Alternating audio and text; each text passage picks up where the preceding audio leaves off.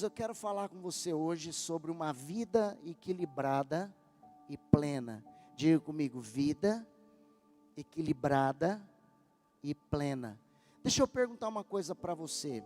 Você tem conhecimento de que o homem foi feito à imagem e à semelhança de Deus? Confere. Assim como Deus é trino, vamos lá para a Trindade. Quem se lembra? O Pai. E quem mais? Agora eu quero ouvir você, vamos lá? Está fraco. Eu escutei mais alto o pessoal de casa do que vocês aqui. Vamos lá de novo? Eu fiz isso para eles falarem lá em casa também. Então, deu certo. O Pai, o Filho e o Espírito Santo. Qual é a trindade do homem? Porque o homem foi feito à imagem e semelhança de Deus. A trindade do homem é? Não. Você começou do fim. É o contrário. Vamos lá? Isso. Agora que acabou a insegurança, vamos falar bem alto? Vamos lá? E corpo. O corpo faz contato com a matéria. Ele é a casa onde habita a nossa alma e habita o nosso espírito. A nossa alma é a nossa capacidade, nossa inteligência. É o que nós chamamos de psique. Inclusive toda a área sentimental que a gente possui. O registro das nossas memórias, sejam positivas ou negativas. Tudo está dentro da alma. A sua inteligência, sua capacidade, seu QI, né? Quociente de inteligência, sua capacidade matemática, de fazer contas, de calcular, né? De elaborar os seus sentimentos, suas emoções. Aquilo que você passa adiante, está na sua alma. E você tem o seu espírito, né? A alma faz contato com o semelhante, porque somos todos seres em alma. Agora, o nosso espírito é uma porção que nasce, ou que aflora, ou então que a latência dela cresce e expande, quando você recebe a Jesus Cristo como seu Senhor e como seu Salvador. Aí acontece algo que a Bíblia fala uma vez, onde Jesus tem um encontro com um senhor já de bastante idade e muito conhecedor da Bíblia, pelo menos a Bíblia que eles tinham na época, que era o Antigo Testamento, eles já tinham de forma completa, eles liam o Velho Testamento e eles seguiam o Velho Testamento, à risca. Jesus se encontra com um homem chamado Nicodemos, e ali naquela conversa com Nicodemos, que deveria estar dando aula para Jesus, Jesus dá uma aula para ele. E ele tinha uma grande dúvida: como posso eu, já sendo velho, voltar no ventre da minha mãe? Porque Jesus falou para ele que o reino de Deus era herdado quando você nascia de novo. Aí você desperta o teu espírito. O homem com o espírito não desperta, uma pessoa conduzida muito mais pelas suas emoções e razões do que pela própria balança do equilíbrio. Agora, uma coisa fenomenal e fantástica, sobrenatural que acontece, que é uma emanação de Deus, da qual a gente acaba fazendo parte e sendo inserido dentro desse contexto, é a igreja. Porque quando você nasce de novo em Jesus Cristo, você se transforma na igreja de Jesus Cristo.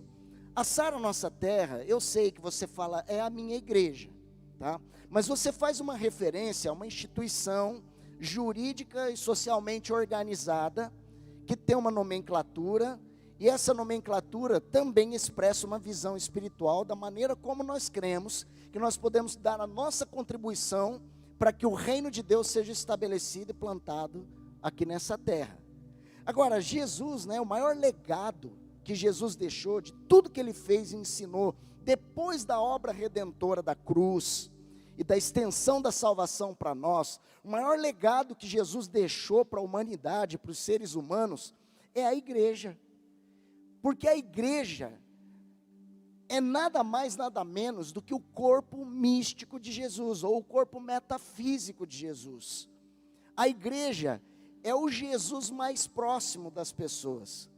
O único Jesus que esse mundo vai conhecer hoje, que eu e você já conhecemos, é aquele que a igreja, que é o corpo de Cristo, vai mostrar para nós. E nós temos essa missão, nós temos esse chamado, a gente tem esse mandato. Uma coisa eu concordo, Não é 100% dos cristãos que vão estar entregues totalmente à obra do ministério. Mas outra coisa eu não discordo, de que é 100% dos cristãos que têm a incumbência divina de mostrar Jesus para esse mundo. E a gente faz isso vivendo Jesus.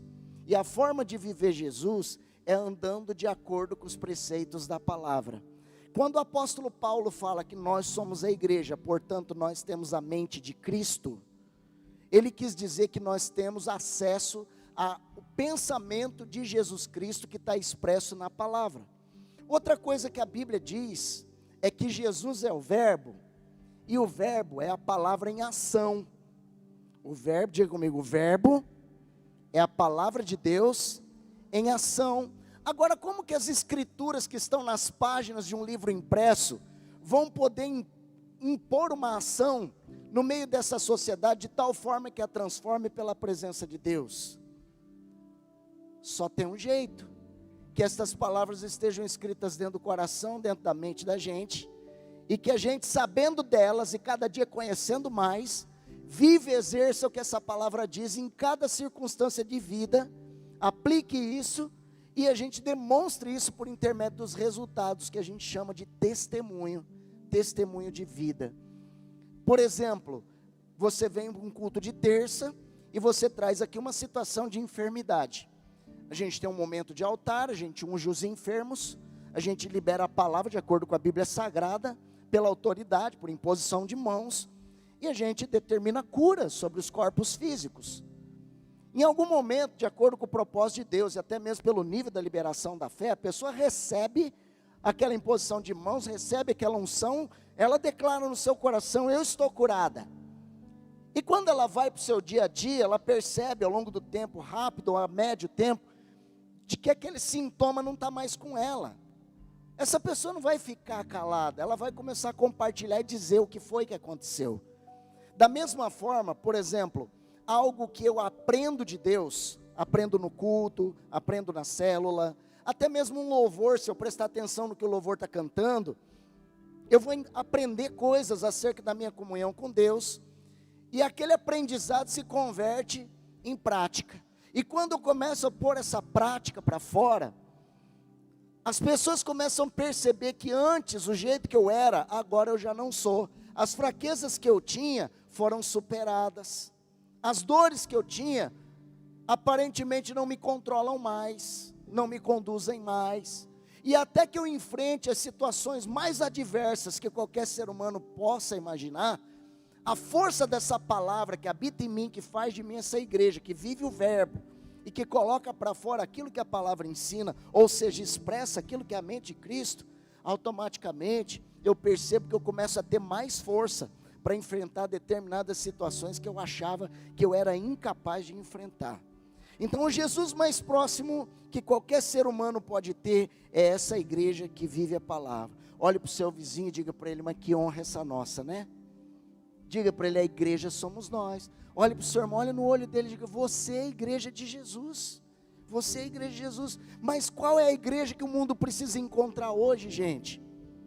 Aliás, a gente, como igreja do Senhor, ainda que institucionalmente organizado, nós precisamos sempre estar fazendo essa pergunta para si mesmo: que igreja que o mundo lá fora, que não conhece a Cristo, está encontrando em mim ou está encontrando em nós, tanto na individualidade quanto na situação da coletividade? Uma igreja que se assemelha com o mundo ou que se assemelha com Jesus? Qual igreja? Será que o mundo está encontrando em mim e você a mesma coisa que eles já veem, acreditando em Deus? Ou o mundo vê que além de acreditar em Deus, você tem efeitos de uma vida com Deus, que está de fato transformando a tua vida a ponto que o inspire a buscar alguma coisa que ele viu, mas não conhece, viu, mas não sabe o caminho. A gente tem vivido dias difíceis, o assédio é muito grande, o inimigo não dorme, o inimigo não descansa. A Bíblia diz que ele anda em derredor, ele está sempre procurando, preparando uma armadilha para pegar alguém desavisado. Para pensar, Adão e Eva, os seres originais, os primeiros, o primeiro casal, formados pela mão de Deus ali, sem passar por meio genético. Primeiro Deus forma Adão, pega o barro, né? Sopra nas narinas o fôlego de vida, ele passa a se tornar alma vivente. Aí Deus pega matéria-prima em Adão, fabrica Eva. A Bíblia não entra em muito detalhe de como foi isso, mas seja como for, estava ali Eva também, sem o meio genético, forma um casal original. E esse casal tinha uma proximidade tamanha com Deus, que eu e você, por mais fé que tenhamos, por mais fervor que a gente possua, a gente nunca vai ter nada parecido nessa terra, de poder encontrar com Deus face a face, como eles encontravam. E isso não foi suficiente para evitar que eles cometessem o maior erro da história das suas vidas. Eva primeiro, Adão na sequência, e nenhum mais nem menos do que o outro. Ambos completamente responsáveis pela decisão e pela consequência que geraram. Então, nós precisamos vigiar.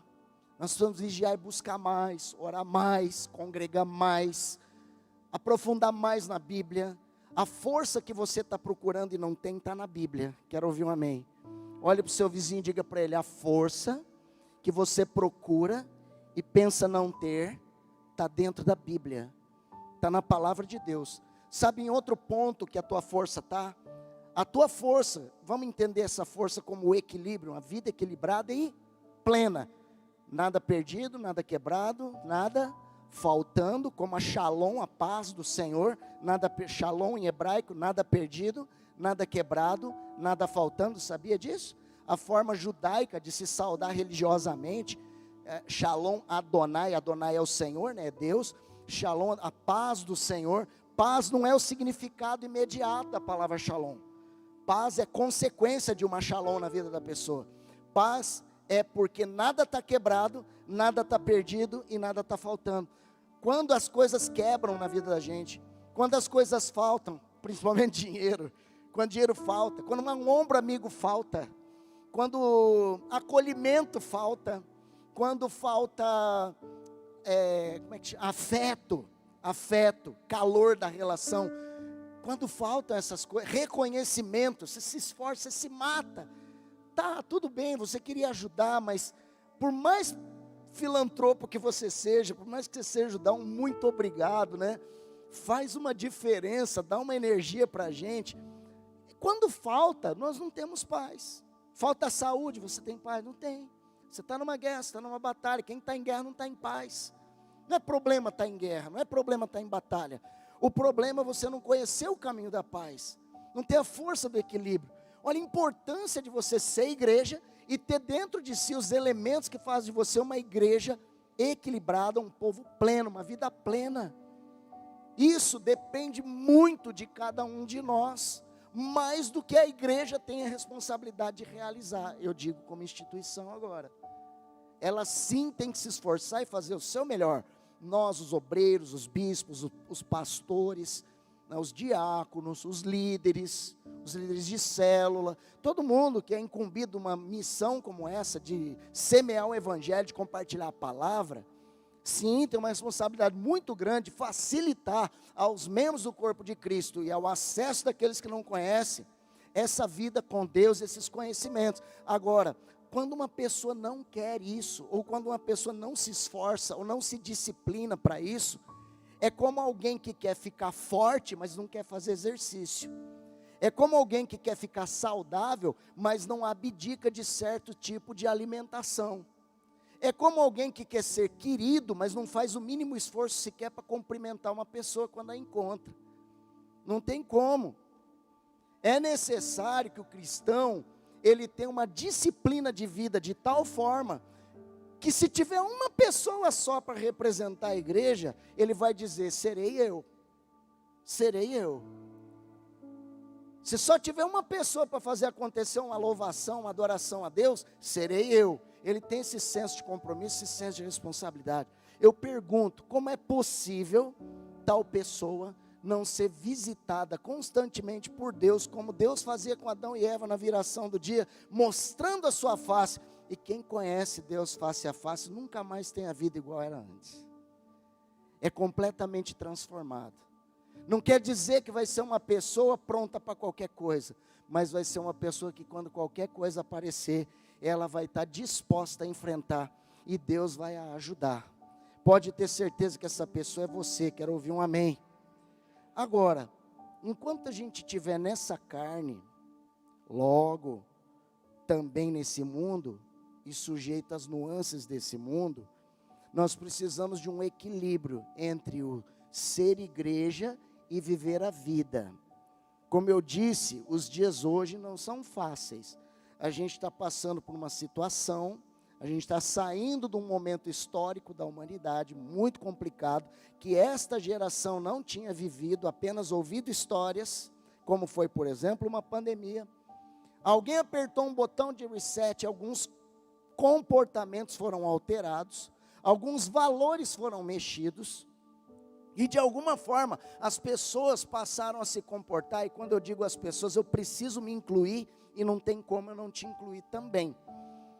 A nossa mente foi trabalhada, a nossa mente foi mexida, e a gente precisa entender o que nisso é bom, e contribui para o que a gente tem de Deus, ou o que nisso nos afastou, ainda que a gente pense que não tenha acontecido. Mas de fato, esse acontecimento provocou isso, tá? Então é nessa conclusão que a gente tem, que nasce a importância da busca espiritual, por um equilíbrio e por uma plenitude de Deus, sem negar que a gente vive a vida. Eu conheço pessoas que passaram a viver muito a vida como não viviam. Eu achei isso ótimo, e elas estão de parabéns. Só que eu percebi que essa vida vivida tomou até o lugar da comunhão com Deus. Começou a se tornar cada vez mais distante. Quando você conversa com elas, elas dizem: não, eu sou de tal igreja. Não, eu estou bem, eu estou com Deus, eu estou na igreja, estou firme. Mas você não as encontra, você não as vê. Elas diminuíram o ritmo. Consequentemente, deve ter diminuído também a sua parte pessoal, que não depende de um culto coletivo, conduzindo essa pessoa para a presença de Deus daquela forma. Ou seja, a intensidade diminuiu. Eu só preciso dizer uma coisa, igreja, corpo de Cristo: a intensidade do inimigo não diminuiu, pelo contrário, ela aumentou. E quem vai mostrar Jesus para essa terra? Somos nós. Agora, se nós não manifestarmos Cristo, o mundo não vai ver Cristo, mas o inimigo não vai parar de ser manifesto, as suas obras vão continuar. Nós estamos numa batalha espiritual. Eu quero te mostrar 2 textos agora de início. O primeiro deles está em Marcos, no capítulo 12, versículo 13 ao 17. Marcos 12, do 13 ao 17, que diz assim: e enviaram-lhe alguns dos fariseus e dos herodianos, para que o apanhassem em alguma palavra. Chegando, disseram-lhe: mestre, sabemos que és verdadeiro e não te importas com quem quer que seja, porque não olhas a aparência dos homens. Antes, segundo a verdade, ensinas o caminho de Deus. Aí vem a perguntinha: é lícito então pagar tributo a César ou não? Devemos ou não devemos pagar? Mas Jesus, percebendo-lhes a hipocrisia, respondeu: por que vocês estão me experimentando? Alguém me traz um denário para que eu veja? Denário é uma moeda do Império Romano da época. E lhes trouxeram o denário e perguntou-lhes: de quem é esta efígie? Ou seja, aquela carinha, que nem a moeda de R$1, tem uma carinha estampada lá. De quem é essa efígie e de quem é essa inscrição? Algo que estava escrito na moeda. E eles responderam o quê? De César. E a resposta de Jesus: dai a César o que é de César, e a Deus o que é de Deus. E muitos se admiraram dele. Eu gosto desse texto na versão de Lucas. Eu preferi ler esse, que é o original, do qual os outros se basearam. Eu gosto muito desse texto na versão de Lucas. Eu não vou nem abrir, mas eu vou mencionar para você que Lucas, ele traz uma informação nova em relação a esse quadro aqui.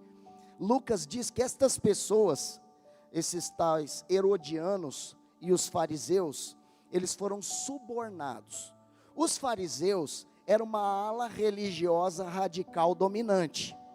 Os herodianos eram os adeptos do partido político do império. tá? Que apoiavam o império por suas razões pessoais. Coisa de maluco, mas existe, tá? E essas pessoas foram a Jesus, você percebeu? Tipo como cordeirinhos, ensina pra gente, a gente quer entender. Aí eles pegam e levam a questão do tributo, porque eles viviam debaixo de um império, ou seja, um governo ditatorial, tirano, opressor, que ainda, além de toda opressão, de toda ausência de liberdade, ainda por cima cobrava pesados impostos de quem nem salário tinha para poder pagar. Qualquer recursinho que entrasse, por qualquer canal que fosse, eles tinham que entregar mais de 50% para o império e viver do resto. E ai daquele que começasse a ganhar melhor, porque eles iam taxando mais e mais e mais, até não ter nada. Então parecia uma coisa muito injusta. Eles foram experimentar Jesus para que Jesus pudesse falar: isso está errado, isso não está certo, isso não é justo. Você vê que eles foram preparando, né? Ensinas conforme a verdade, ensinas conforme a justiça, provocando uma resposta de Jesus para poder lhe dizer alguma coisa contra o império. E ó, Xandão pegou ele, né? Foi lá, algema, cadeia, porque você se levantou contra a lei. E Jesus deu uma resposta tão tranquila, tão óbvia, tão simples. Me dá o denário. De quem que é a cara que está estampada aqui? É de César. De quem que é a inscrição que está ali? É de César. E ele pega aquela moeda, levanta e diz: dai para César o que é de César. E provavelmente ele fez um gesto e disse: dê a Deus o que é de Deus. Quer dizer, César tem os seus direitos, assim como Deus também tem os seus direitos. César, ou o mundo, tem o seu jeito de ser, no qual a gente está inserido, e por mais injusto que pareça, a gente está obrigado a alguns compromissos com ele. Agora, Deus não deixa de ser Deus, porque o mundo tem o seu jeito que impõe sobre nós. Agora veja outro texto para a gente poder encaixar aqui, que é Eclesiastes capítulo 3, versículo 1 ao 7. Eclesiastes 3, do 1 ao 7. Eu quero ler isso aqui para você. Tudo tem o seu tempo determinado, e há tempo para todo propósito debaixo do céu. Há tempo de nascer e há tempo de morrer, há tempo de plantar e tempo de arrancar o que se plantou. Tempo de matar e tempo de curar, tempo de derribar e também tempo para edificar. Tempo de chorar e tempo de rir, tempo de prantear e tempo de saltar de alegria, tempo de espalhar pedras e tempo de ajuntar pedras, tempo de abraçar e tempo de afastar-se de abraçar, tempo de buscar e tempo de perder, tempo de guardar e tempo de deitar fora, tempo de rasgar e tempo de coser, costurar, tá? Tempo de estar calado e tempo também de falar. Ou seja, tem tempo para tudo. A vida que é dada para você, ela possui quantas horas por dia? 24 horas, da qual uma boa, grande parte você dorme. Quem gosta de dormir aí? Levanta a mão. É bom, né? Quem gosta de dormir fora da hora de dormir? Melhor ainda. Que delícia, um sofazinho, né? Ali logo depois do almoço, no fim da tarde. É uma beleza, né? Até na hora do trabalho. Oh, se fosse bom ter uma rede ali para deitar, dormir 15 minutinhos e voltar para o trampo. Seria maravilhoso. Acredite, existem empresas que têm isso. Quem quer trabalhar nela? Vou orar para você arrumar um emprego desse, que deixa você dormir 15 minutos no meio do serviço. Mas enfim, tem tempo para tudo. Quer dizer, tem tempo para César e tem tempo para Deus. Olha aí para o teu vizinho e fala: é verdade. Tem tempo que é de César. Faltou uma coisa ali. Eu não sou Salomão, né? Quem diria eu ter uma sabedoria para poder dar um conselho para Salomão? Mas se eu tivesse uma chancezinha, é que ele não conheceu o César. Sorte dele, porque o cara era muito ruim. Mas ele poderia ter escrito, se ele soubesse da história que viria, né? Ele podia falar: tem tempo para César e tem tempo para Deus. Por exemplo, o meu lazer não é um César na minha vida que exige que eu me divirta? O meu corpo físico não se cansa? Ele é um César que diz: deita e durma, porque você está cansado. Existe um César na minha vida que é o dinheiro que eu ganho. E quando eu ganho esse dinheiro, ele olha para mim e fala assim: me gaste em alguma coisa que te satisfaça. Aproveite dele, faça alguma coisa. É tempo de César. A sua namorada é um César, ela manda em você. A minha esposa não. Ela é a Cesareia. Manda do mesmo jeito, não é? Um relacionamento acaba se tornando um César, porque ele diz: se você não tirar tempo para mim, eu vou ser um problema para você, e não uma alegria. E assim vai. Mas Jesus disse que tempo é de César e tempo é de Deus. Tempo é de Deus. Deixa eu fazer uma pergunta. Alguém tem um denário aí para me emprestar? Alguém tem uma moeda de R$1? Ô irmã, cadê aquela bolsa tua? Eu tenho certeza que você tem R$1 e não sabe. Procura aí, está lá no fundo. Bolsa de mulher tinha que ter zíper no fundo, né? Porque tudo que ela quer está lá no fundo. Ah, R$1. Alguém tem R$1? Gente, vocês são Apareceu. Só tem nota de 100. O povo da Sara Nossa Terra é próspero, né? Glória a Deus. Vem com nós, irmão. Esse aqui tem R$1 porque é visitante, perdido, coitado. Hoje ele vai aceitar Jesus, né? Isso aqui vai virar 1000, viu, irmão? Em nome de Jesus. Glória a Deus. Ai, mentira. Olha lá, hein? R$1, beleza? Esse é um denário. O nosso denário, R$1. Aqui tem R$1, que é a medida econômica do nosso país. E aqui tem a efígie, que identifica o nosso dinheiro, a nossa moeda de R$1, herdada desde do cruzeiro, né? Essa carinha estava lá na nota de um cruzeiro antigo, do meu tempo, tá bem? Jesus pegou uma moeda dessa, gente. Sobre a questão do tributo, agora eu queria que você levasse para o dia a dia da vida, né? Ir para uma cachoeira, ir para uma pescaria, pegar um cinema, dar uma pedalada de bike, fazer uma academia, visitar a família, deitar e dormir fora de hora, assistir um filme. Hoje em dia ninguém assiste um filme. Hoje em dia as pessoas assistem como é que fala? É a série, mas que tem um monte. Episódio, capítulo 1, capítulo 2. Ele senta na frente daquele negócio e assiste os 9 que tem. Já esgotou. Quanto tempo ele levou ali? De 45 a 50 minutos ele assistiu aquele capítulo daquele episódio, faz a conta vezes 9, porque ele maratonou o negócio, etc, etc. Ele pegou e deu tudo para César. Ô tirano, que lasqueira, cara. Aí você pega e pergunta: irmão, não te vi no culto. O César tirou ele do culto. Sabe o que Jesus fez aquele dia? Ele pegou e fez isso aqui, ó. Que cara tem aqui? É de César. Então dá para César o que é de César. Vem cá, Luan, você que é o rapaz mais bonito do Arena Jovem. Quem me disse isso foi a Bia. Se ela está certa, eu não sei. Vira para lá. Segura a moeda. Aqui que a câmera te mostra. Isso. Aí, entendeu? Bom menino. Bom menino. Estende a moeda. Isso. Jesus pegou e fez assim. Pegou Pedro, pegou Tiago, qualquer um lá, fez assim, ó. Dá para César o que é do César. Que cara que tem aqui? É a cara do César. Dá para Deus o que é de Deus. Que cara que tem aqui? Que inscrição que tem aqui? Que inscrição que tem aqui? Dá para César o que é de César. Dá para Deus o que é de Deus. No tocante a César, ele manda nisso, inclusive quando ele é seu.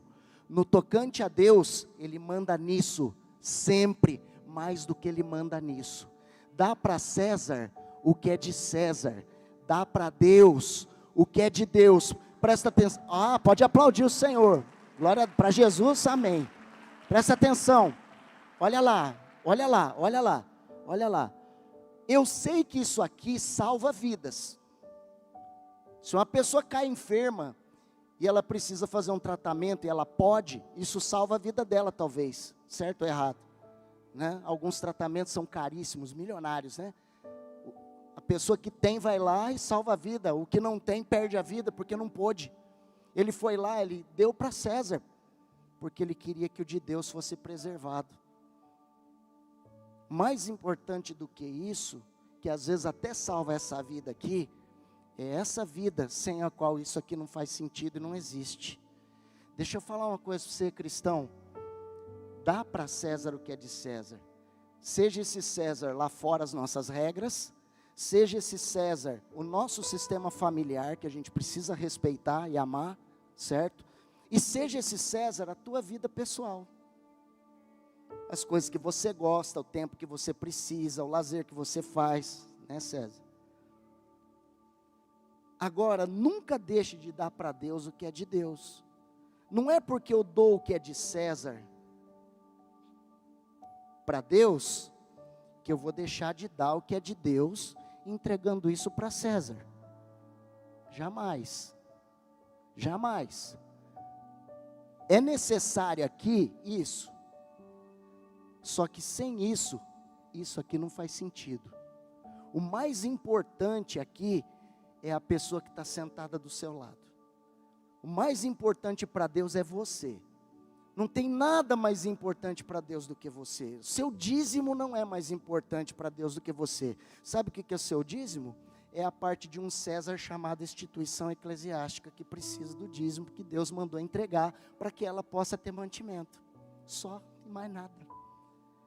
Agora ela não tem sentido de ser e de existir se porventura você não existir. Então não faz sentido ter se a gente não ser. Ser cristão é mais do que ter a fé. Ser cristão é pegar a fé e comparecer onde Cristo te quer. Dá para César o que é do César, mas não nega a Deus o que é de Deus. Devolve lá para o César, lá, fazendo um favor. Obrigado, Luan. Salva de palmas para o Luan, o rapaz mais bonito do Arena Jovem, segundo a Bia. Né? Segundo a Bia. Então existe uma correlação entre esses dois textos que eu acabei de ler. Entre o texto de Jesus no Novo Testamento, falando sobre a questão de César. Jesus não estava muito preocupado em falar sobre tributo, ou mandar as pessoas serem obedientes legalmente, né, civilmente, e pagarem os seus tributos. Jesus estava dizendo que tem tempo para tudo, de acordo com o que Salomão já havia ensinado, e tem espaço para tudo, desde que um não roube do outro. Então, meu irmão, a igreja, a instituição cristã, ela se organiza com agendas, ela se organiza com tarefas. Essas agendas e essas tarefas, às vezes exigem que você oferte coisas de César nela. Agora, uma coisa jamais pode acontecer: você entregar para César aquilo que é de Deus, que é da igreja. Nunca tire da igreja para servir qualquer César. Sempre sirva em primeiro lugar a Deus. Buscai, pois, em primeiro lugar o reino de Deus e a sua, o que é justo diante dos olhos do Senhor. Quem foi que disse isso? Foi Pedro? Foi Tiago? Foi João? Foi o barquinho? Quem foi que disse isso? Foi Jesus. Quem considera que as palavras de Jesus são vida e são direção para os nossos passos? Então, a prioridade sempre é do reino de Deus. Jamais entregue o que é do reino nas mãos de César. E vou te dizer uma coisa: o Senhor teu Deus vai te dar sabedoria, habilidade, inteligência e recursos para aquilo que é de César nunca faltar na tua vida. Porque se não fora importante, Jesus não tinha dito que César merecia receber o que era dele. Então não vai faltar para você a reunião de família, você vai comparecer. Não vai faltar para você trabalho, você vai trabalhar, inclusive em turnos extraordinários, se assim for necessário. Não vai faltar para você seu lazer, sua diversão, e me leva para pescar quando você for. Me chama que eu dou um jeito de ir, tá bem? Não vai faltar para você se dedicar àquilo que é aprazível à sua alma, desde que isso não tire de você aquilo que é de Deus. Isso é o cristão de verdade.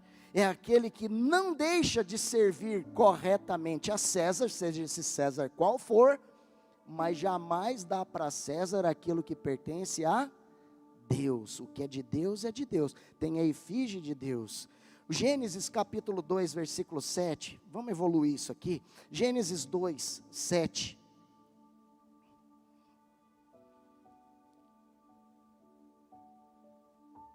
Gênesis 2, 7, esse. Então formou o Senhor Deus ao homem do pó da terra, e lhe soprou nas narinas o fôlego de vida, diga, fôlego de vida.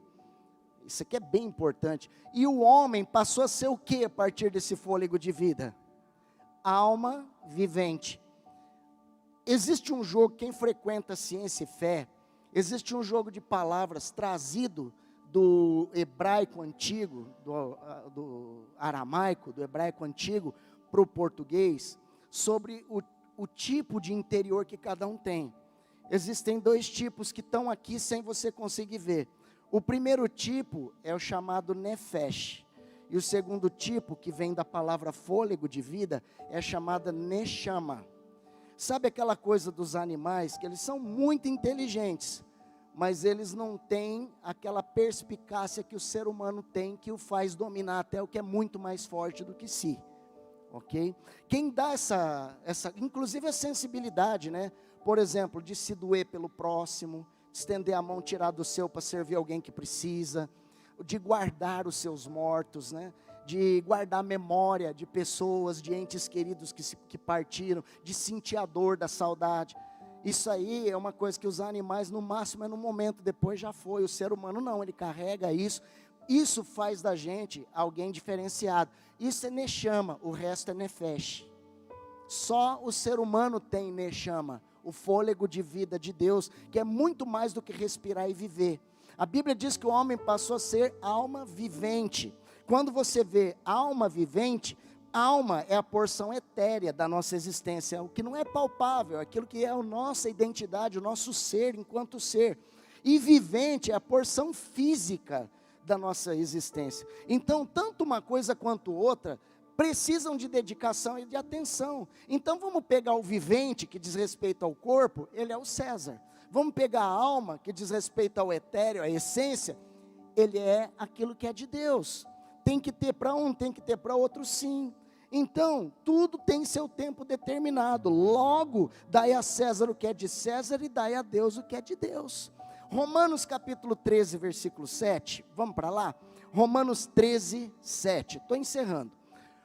Diz assim: pagai a todos o que lhes é devido, a quem tributo, tributo, a quem imposto, imposto, a quem respeito, respeito, e a quem honra, honra.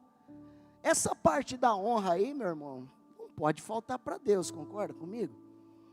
A reverência, o respeito ao que é divino, ao que é sagrado. Agora, ali fala de coisas ligadas diretamente ao vivente, à carne. Fala do tributo, fala do imposto, fala da nossa obrigação social. Se a gente tem uma obrigação social, logo antes disso a gente também tem uma obrigação familiar. E antes disso nós somos uma pessoa, e essa pessoa exige alguns cuidados. Isso é César. Mas nunca, nada disso existe se antes não houver Deus que criou todas as coisas. Então isso é de Deus. Entrega para Deus. Aquilo que me parece faltar, de repente, isso me tenta tirar de Deus. Não tire de Deus. Deus te deu 24 horas. Ali 6 a 7 horas para o teu sono, para o teu descanso. E o resto, a sua agenda para você poder organizar. Nós não precisamos de 30 horas, nós precisamos de 24 horas. Se a gente precisar de 30 horas, Deus tinha feito um dia com 30 horas. Em algum lugar do universo ele existe, mas não foi lá que Deus nos colocou. Foi aqui, onde um dia possui 24 horas. Deus te deu inteligência para fazer dessas 24 horas, desses 7 dias por semana, desses 30, 31 dias por mês, desses 365 dias por ano, o melhor para a sua vida. Não vai faltar para os Césares e não vai faltar para Deus. Agora veja, para a gente fechar, João capítulo 17, versículo 14. Isso aqui é um momento de oração de Jesus, que João, que era muito colado nele, que se intitulava o discípulo amado, que aquele que quando rolava a cena assim da coletividade ali com Jesus, como foi por exemplo na Santa Ceia, era o cara que estava ali tão perto que chegava até a encostar a cabeça no ombro de Jesus enquanto Jesus falava. Ele era muito queridão, muito gente boa, muito coração. E Jesus se retira para orar, e eu entendo que se João foi o único que registrou isso, provavelmente foi João o único que estava perto escutando a oração de Jesus. E ao invés dele dobrar o joelho e viajar também, Jesus está orando, vou orar também. Ele foi muito esperto, ele catou o bloquinho de nota, falou: Jesus ensina até quando está orando, e começou a anotar aquela oração, como se fosse uma pregação, que fosse mudar a vida dele, e está aqui abençoando a vida da gente. João 17, e diz assim, Jesus no meio da oração diz: eu lhes tenho dado, quer dizer, eu tenho dado para eles, para os discípulos, a palavra, a tua palavra, e o mundo os odiou, porque eles não são do mundo. Diga aí para o seu irmão: você não é desse mundo. Existe um mundo ao qual você pertence, um cosmos, uma organização superior. Esse mundo é o reino de Deus. Quero ouvir um amém.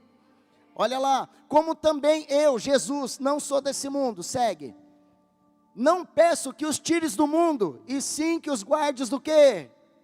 Porque o mundo jaz em quem?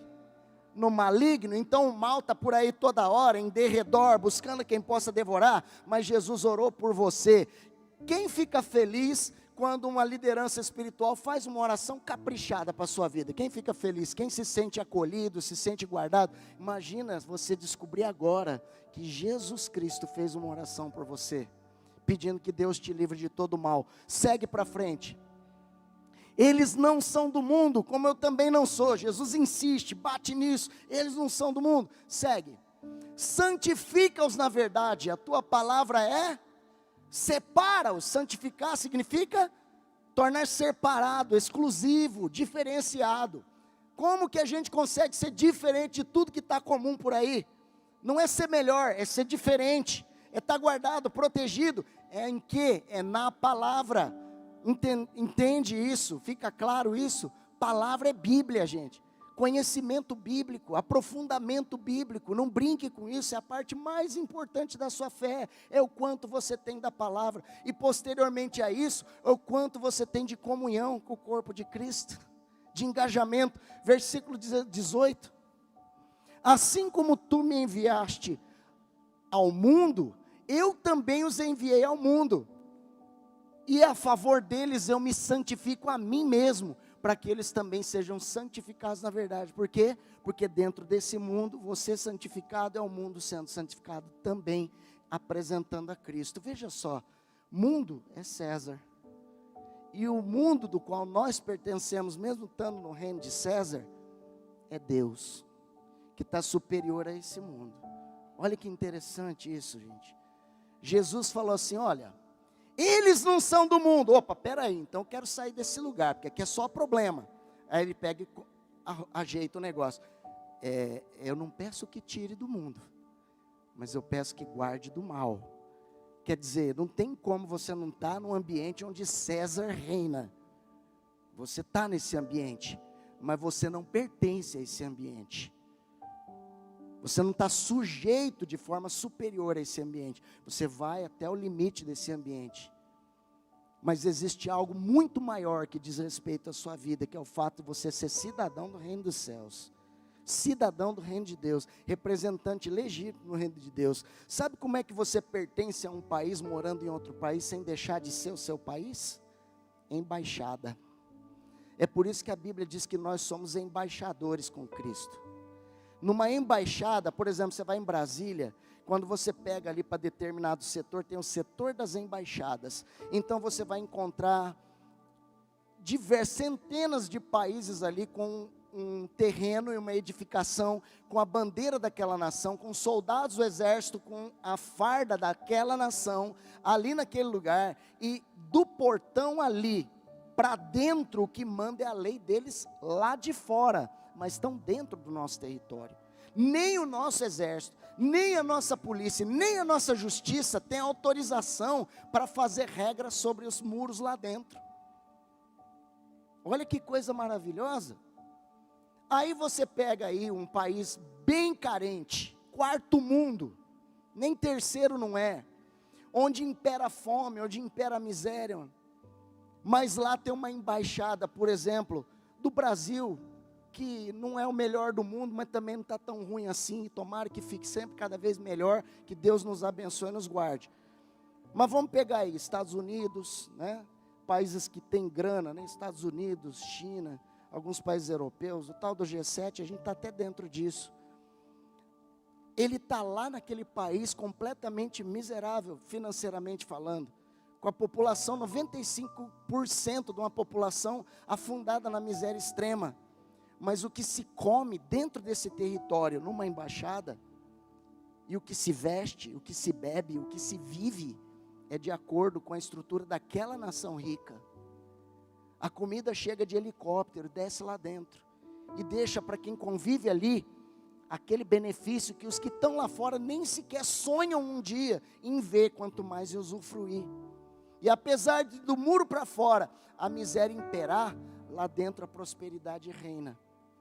Da mesma forma, é nós que somos obrigados, nesta carne, a viver nesse mundo. Mas, se você não nega a Deus o que é de Deus, você é embaixador com Cristo, você é a igreja. E então, o que te supre, não é a realidade desse mundo aqui fora, que muitas vezes quer impor essa regra sobre você. Mas é o poder desse Deus, que dá para você aquilo que o reino dos céus possui, porque você é embaixador dele nessa terra. Então o que impera na tua vida ali, é a forma como Deus vê. Quantos querem experimentar isso cada vez mais profundamente? Isso é um mistério, mas está revelado e está aberto a qualquer um de nós. Não existe filho favorito, não existe ninguém com credencial premium. Todo mundo, pelo mesmo sangue, tem o mesmo acesso.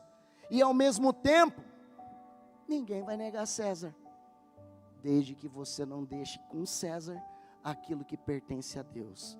Olha para o seu irmão com todo amor e carinho e diga para ele: pode entregar para o César o que é do César. Vai viver, vai pedalar, vai para a cachoeira, vai trabalhar, vai ganhar teu dinheiro, vai ter 3 empregos, meu irmão, se você puder. Vai namorar, vai ser feliz. Mas nunca coloque estas coisas acima daquilo que é de Deus. Não pode faltar o que é de Deus. Quem deixa faltar o que é de Deus, nem para César vai ter o que entregar. Porque tudo vem dele, tudo começa nele, e dele tem todas as respostas. Eu quero te fazer uma pergunta de oração, que é o motivo pelo qual eu quero orar com você. Vamos ficar de pé? Porque aqui, irmão, nós nunca entregamos a palavra profética sempre selar com um clamor, com uma oração, tá bem?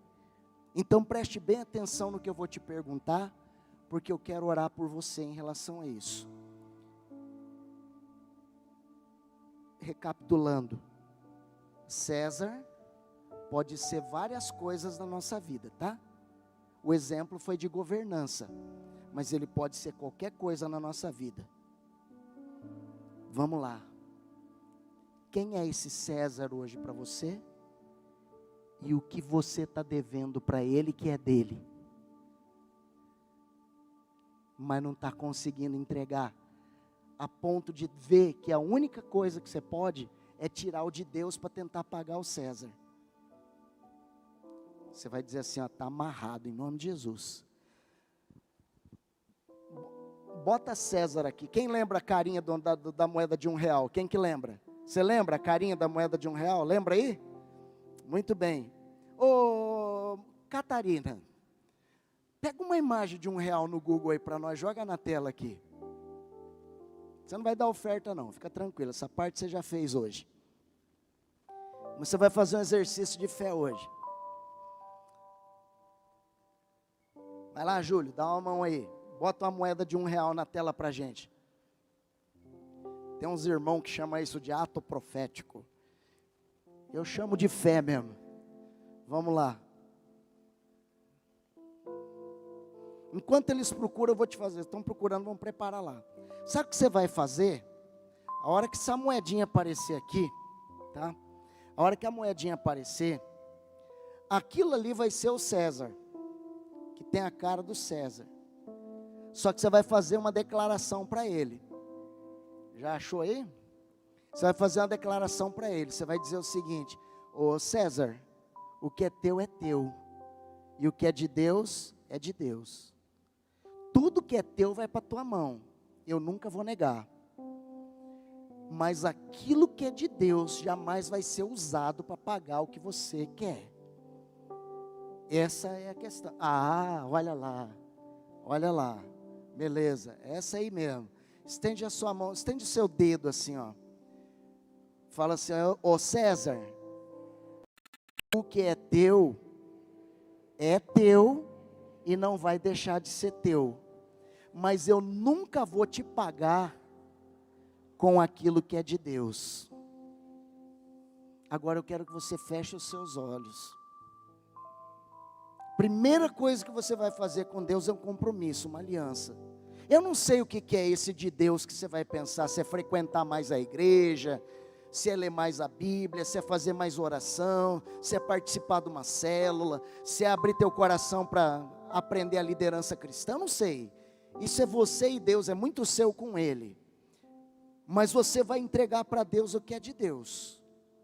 E aquilo que tiver faltando para o César, você vai orar e você vai dizer: eu não vou tirar de Deus para pagar César mais. Quantas vezes você deixou de vir no culto para entregar para um César? Quantas vezes você deixou de dar uma oferta que você podia porque você pensou num César? Quantas vezes você foi lá se divertir com César numa hora que você deveria abraçar com Deus? Nós não podemos tirar de Deus para pagar César. Não tem nenhum problema de pagar César. Ele é digno de receber. Jesus falou isso. Mas o que é dele, o que é de Deus é de Deus. E eu quero que você se lembre que do mesmo jeito que você viu uma moeda de R$1 e você lembrou de César, quando você olhar no espelho, você vai lembrar de Deus. Vai para César o que é de César. São as coisas dessa vida. Coisas que a traça, a ferrugem corrói, que não contribuem nada para a minha eternidade. Mas quando eu olho no espelho, eu vejo alguém feito pela obra da mão do Criador, que nasceu para dar certo. E eu só vou dar certo no ambiente correto, que é na presença de Deus. Na presença de Deus. E em nome de Jesus eu quero te convocar a pisar no altar hoje. Você que tem uma dívida com César, seja ele qual for, você vai vir aqui na atitude de fé, dizendo: eu nunca vou usar o que é de Deus para pagar César, e o que é de César nunca vai faltar, porque meu Deus irá suprir.